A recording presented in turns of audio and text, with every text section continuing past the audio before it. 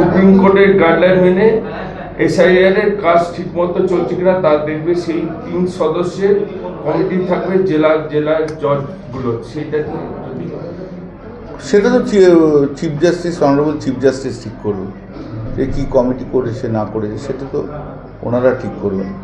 Ultimately যেটা মানে নিচের লেভেলে যেটা যারা ডিসাইড করবে, একদম মেন কোশ্চেন, কোর কোশ্চেন যেটা, সেটা যারা ডিসাইড করবে তারা ডিস্ট্রিক্ট জাজ, অ্যাডিশনাল ডিস্ট্রিক্ট জাজের লেভেলে। অতএব সেটাকে সুপারভিশন, সেটাকে ভালো করে করার জন্য অনারেবল চিফ জাস্টিস যেটা মনে করেছে সেটাই করেছে, ভালো হয়েছে তো। তাতে খায়রুল ইসলাম এবং শওকত মোল্লার ওপর হামলা, আইএসএফ এর বিরুদ্ধে অভিযোগ। আইএসএফ তো গুন্ডামি ছাড়া আর কিছু করতে জানে না। আইএসএফ সব জায়গাতে গুন্ডামি করে, পারে না। ওরা আমাদের ফুলপুরা গুন্ডামি করার চেষ্টা করে, পারে না আমাদের জন্য। আইএসএফ কাজটাই হচ্ছে গুন্ডামি করা, কোনো কাজের নয় এটা। আর এইবারে আইএসএফ মুছে যাবে। ভোটের দিন ঘোষণার আগেই 480 কোম্পানি কেন্দ্রীয় বাহিনী মোতায়েন করা হয়েছে। 1480 কোম্পানি দিক না, ওদের ওই 1400-1500 কোম্পানি আছে ওদের সঙ্গে, আর বাংলার 10 কোটি মানুষ আছে আমাদের সঙ্গে। তাতেও কিছু করতে পারবে না। কী করবে? ভোটটা তো মানুষ দেবে, ভোটটা তো আর কোম্পানির লোকেরা দেবে না। আর এখন সবাই তো বুঝে গেছে যে সুপ্রিম কোর্টই লাস্ট কথা বলে, সে কোম্পানিও বুঝবে। কালকে প্রতিকূল তৃণমূলে জয়েন দেওয়ার পরেই সে বলছে বিজেপিকে হারাতে পারে একমাত্র তৃণমূল। ঠিকই তো বুঝেছে, বিজেপিকে হারাতে পারে একমাত্র তৃণমূল কংগ্রেস, এছাড়া আর কিছু না। ঠিকই তো বলেছে।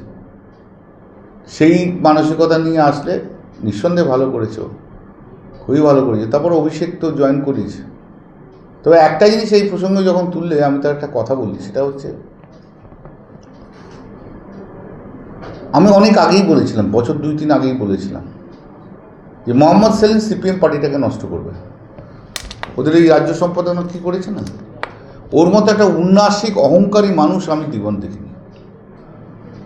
সিপিএমে আমি অনেককে দেখেছি, কিন্তু ও ভীষণ উন্নাসিক অহংকারী, এত বাজে কথা বলা। আর হচ্ছে ওই